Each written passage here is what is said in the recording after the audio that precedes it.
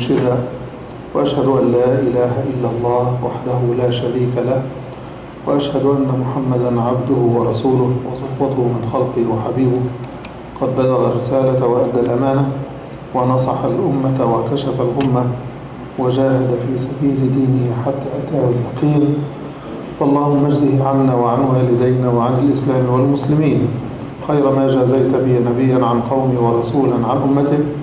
اللهم أحينا على سنته وأمتنا على ملته، واحشرنا تحت لوائه وأوردنا حوضه، واسقنا من يده الشريفة شربة هنيئة لا نظمأ بعدها أبدا. أما بعد, we are continuing to look at our world through the prism of the Quran to see where we are, where we should be, and how to move forward.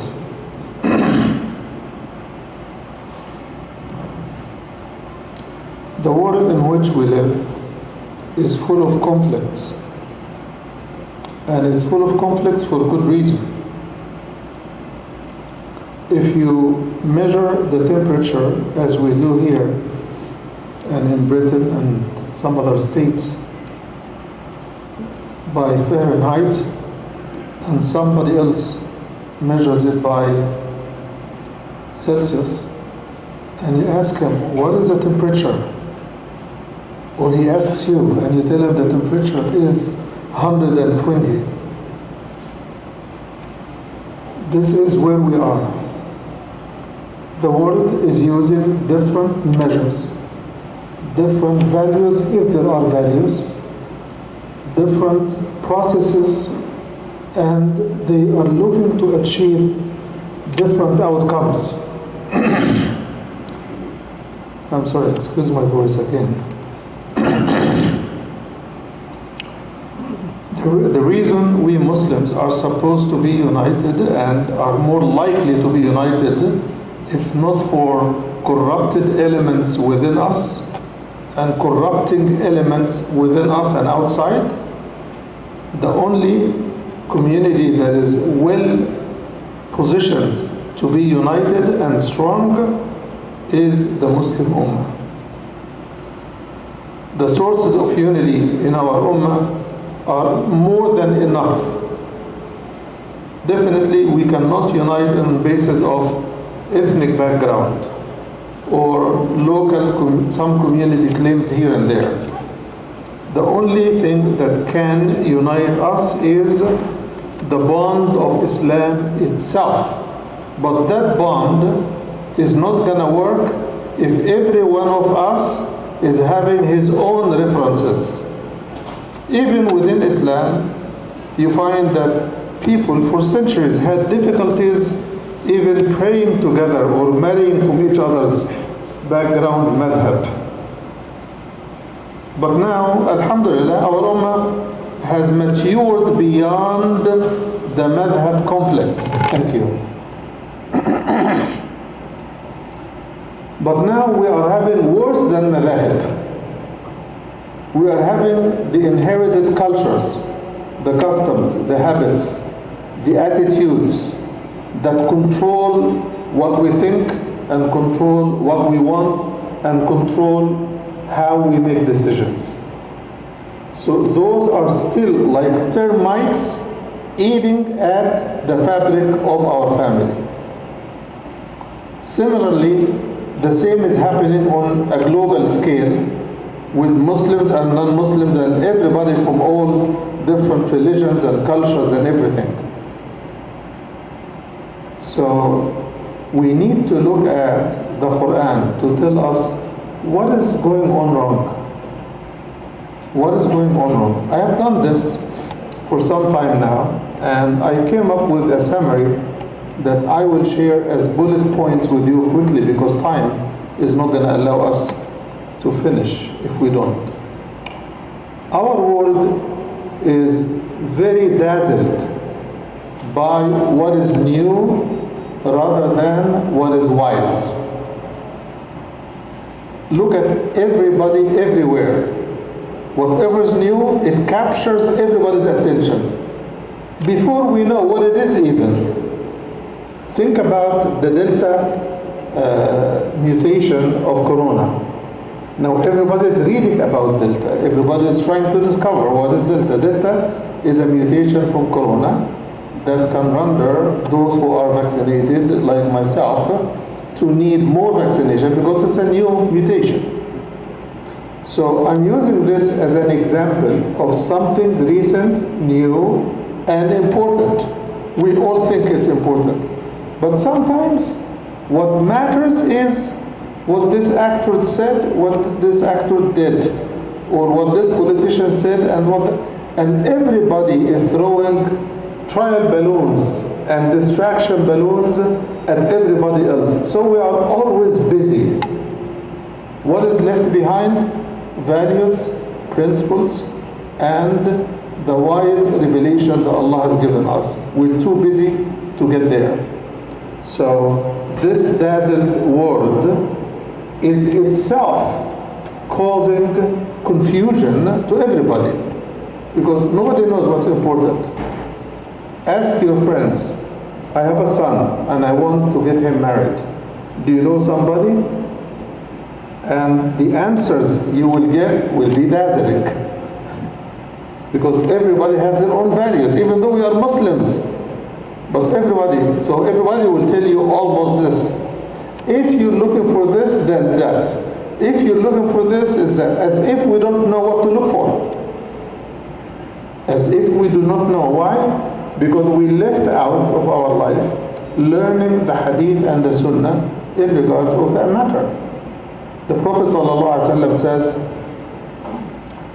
فَظْفَرْ بِذَاتِ الدِّينِ. Pick someone who is good in her religion, and hopefully she also can pick someone who is good not only in his religion but also his manners. Both should be looking at one and the same criteria. Why do we have to send each other 100 ways?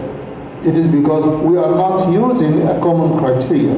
So our world has no common criteria to judge matters with. Also, we are, as a whole globe, we are as lost as the Chinese rocket was. We don't know when is the next bombshell is going to fall. We don't know which nation is going to be demolished next. We don't know which millions of refugees will pop up from where and where they will go.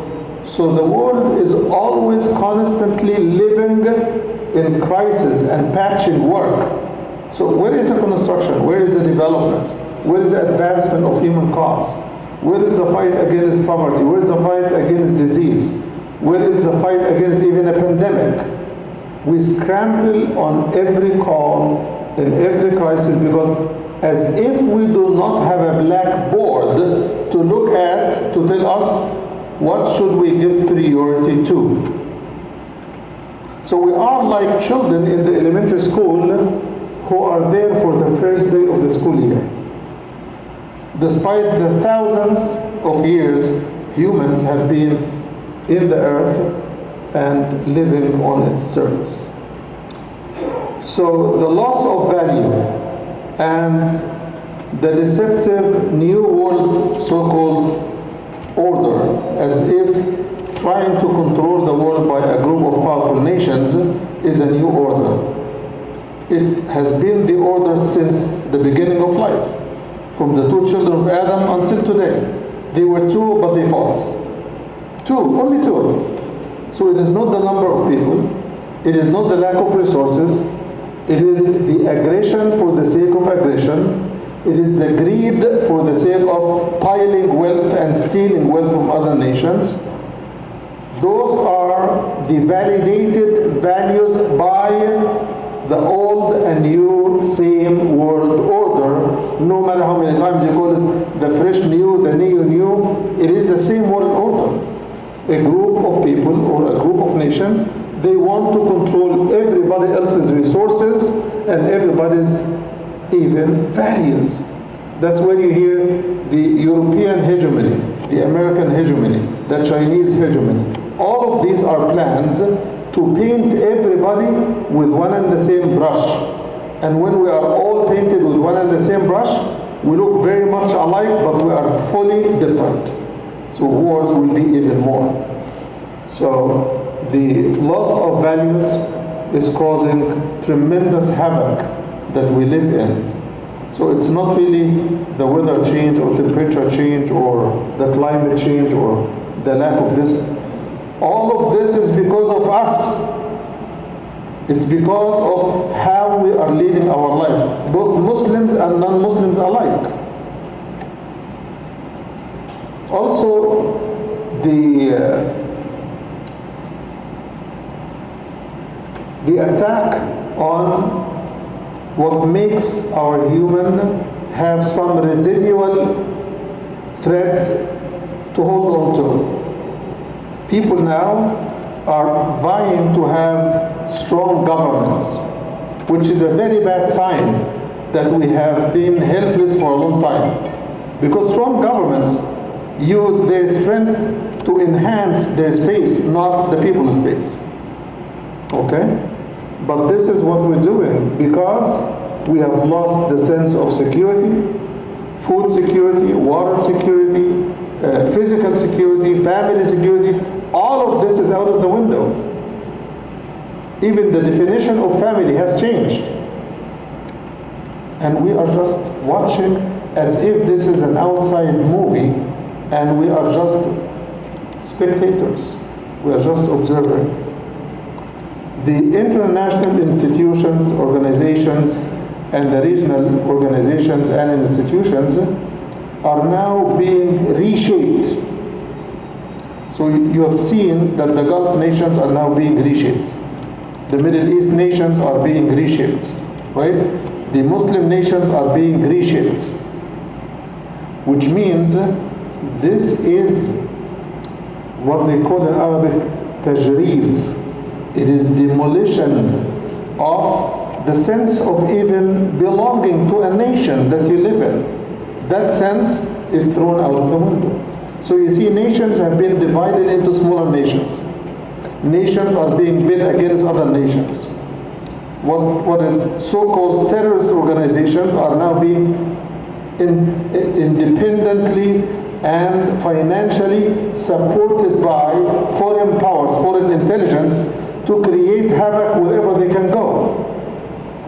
And that also is being used to achieve the new world order, which is divide and conquer. It's as old as it can be. Now, even nations are not a source of security because they are not based on even common values. Nations are being based on a strong government that is working most probably for other bigger nations, right, to get some of the crumbs or some of the political support, and they are not serving us, the people. That is not a cause for anybody's celebration. The dismantling of the value system that the world stood for and stood on, that collapsed twice in the last century, in World War I and World War II, that some nations said, we will reestablish a new order, right? And it proved to be as reckless as the old order. So in the 80s, they said another new world order with Reagan and all of that stuff. And then Bush came to re-emphasize the same, and we are struggling with what Allah has told us all along. Allah subhanahu wa ta'ala has told us that لو كان فيهما آلهة إلا الله لفسدتا. If there were any gods other than Allah, it would have been corrupted, completely corrupted. And now it is not just آلهة, it is آلهة متنافسة, competing gods who are using their maximum powers to get things their way, all the way, no matter what. Who is the victim?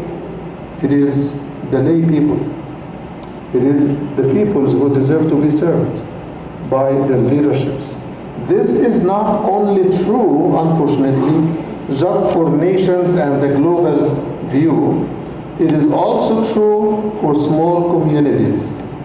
It is also true for small gatherings. It's also true even within the tribal nations. And it's also true within the tribe itself. And the more you zoom in, you will find it as deep as going to the single family home. Why? It is all because we are referring to different sets of values. So what's important for you is not important for him. Not now, maybe tomorrow. So come see us tomorrow. Okay? And tomorrow, he will switch. Your priority of today will be his for tomorrow. So long as we refuse to go back to the Quran, we will never unite, we will never be the model we want to be, and we will never improve our luck and our lot in this world. We will continue to be fizzling by the course of history. And we will disappear under the feet of the powerful. We will disappear. Brothers and sisters, my time is up. My time is up. So, inshallah, we'll continue next week. May Allah subhanahu wa ta'ala show us truth as truth and help us follow it. And show us falsehood as false and help us avoid it. Jazakumullah khair.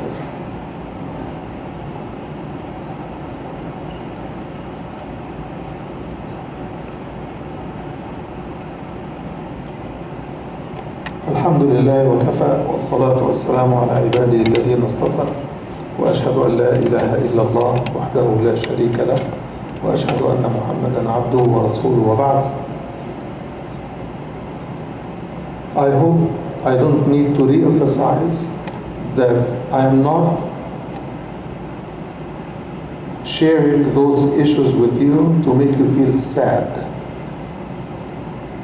I'm only doing it so that you can feel centrally responsible, because it takes every one of us to bring about that huge change, to bring the world to its center of gravity, which is called unanimously, globally, the truth.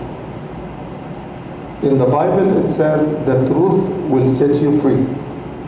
In the Quran, Allah chose one of His names as the True, which means Al-Haq.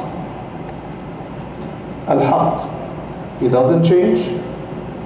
He cannot be forced to do anything. You cannot influence him. So he's absolutely free. If he is not taken for the ultimate judge and source of knowledge and wisdom he is, everything will be chaotic, as Allah says, قُلْ لَوْ كَانَ فِيهِمَا آلِهَةٌ إِلَّا اللَّهِ. If there were any gods other than Allah or besides Allah, لَفَسَدَتَا, meaning the heavens and the earth. The ayah is talking about the heavens and the earth, not only the earth. Man is capable of corrupting anything man puts his hands on or in. So we need to be the spokespeople for the values that can save our world from the corrupt, from the corrupted, from the pharaohs, from the deviant forces within the Muslim community and outside the Muslim community. We need to be cognizant that nothing bad is insignificant. It piles up. It piles up. And that's why Allah subhanahu wa ta'ala says, وَلَوْلَا دَفْعُ اللَّهِ النَّاسَ بَعْضَهُمْ بِبَعْضٍ لَفَسَدَتِ الْأَرْضِ. Were it not for Allah pushing people by each other, the earth would have turned corrupt altogether. اللهم اهدنا فيمن هديت وعافنا فيمن عافيت وتولنا فيمن توليت وقنا واصرف عنا شر ما قضيت اللهم اقسم لنا من خشيتك ما تحول به بيننا وبين معصيتك، ومن طاعتك ما تبلغنا به جنتك، ومن اليقين ما تهون به علينا مصائب الدنيا، ومتعنا اللهم بأسماعنا وأبصارنا وقوتنا ما أحييتنا، واجعله الوارث منا، واجعل ثأرنا على من ظلمنا، ولا تجعل مصيبتنا في ديننا، ولا تجعل الدنيا أكبر همنا ولا مبلغ علمنا ولا إلى النار مصيرنا، وإذا أردت بقومنا فتنة فنجنا منها يا مولانا غير خزايا ولا مفتونين ولا مبدلين ولا مغيرين. أقول قولي هذا وأستغفر الله لي ولكم، فستذكرون ما أقول لكم، وأفوض أمري إلى الله، إن الله بصير بالعباد. وأقم الصلاة.